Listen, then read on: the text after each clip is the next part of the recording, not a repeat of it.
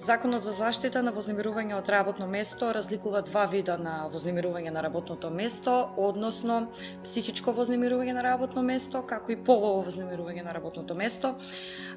Всушност тоа е негативно однесување на група или поединец кон одредено лице, кое што се повторува континуирано и системски,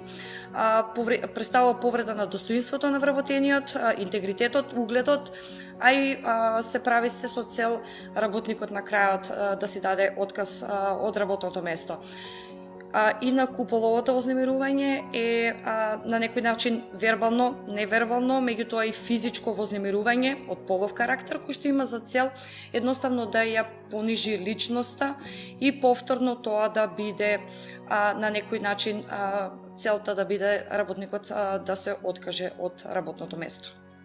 Поединечните акти, донесени од страна на работодавачот со кој се одлучува за права, обврски и одговорности од работен однос, против кој вработениот секако има право на заштита пред надлежните институции,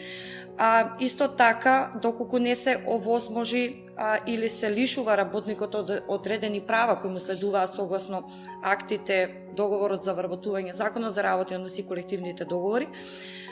истата таа постапка може за заштита на нивните права да се бара пред надлежните институции и суд, меѓутоа и секое неоправдано правење на разлика меѓу вработените представува дискриминација, но не и мобинг. Мобинг исто така не представува ни доколку има некои несогласувања околу вршењето на работата и работните обврски. Тие не се сметаат за мобинг, односно вознемирување на работно место, доколку немаат намера да го повредат или понижат работникот со задачите кои му се наложени. Постапката за заштита од вознемирување на работно место има три фази, односно претходна постапка пред работодавачот, како и постапка пред надлежниот суд, доколку вработениот кој што смета дека е жртва на вознемирување на работното место, треба првично писмено да се обрати до лицето кое што се смета дека е мобер во случајот и да му укаже преку писмено известување, барање дека таквото негово однесување не соодветно, дека представува несоодветно однесување кон колега, кон вработен и слично, и го предупредува дека доколку него прекине тоа однесување кое што е омаловажувачко за работникот, дека ќе покрене соодветно иницијатива пред работодавачот или пред надлежните институции, односно судови. Постапката пред работодавачот се поведува со поднесување на писмено барање, односно се известува работодавачот или лицето, управителот на компанијата или институцијата, дека се врши мобинг на работникот од страна на одредено лице, од страна на работодавачот може да биде, меѓутоа и од страна на група вработени. Со тоа се известува работодавачот дека се случува мобинг на работното место. Истото тоа барање може да биде поднесено и од страна на синдикат, од страна на представник на вработените, од лице кое што е надлежно за безбедност и здравје, како и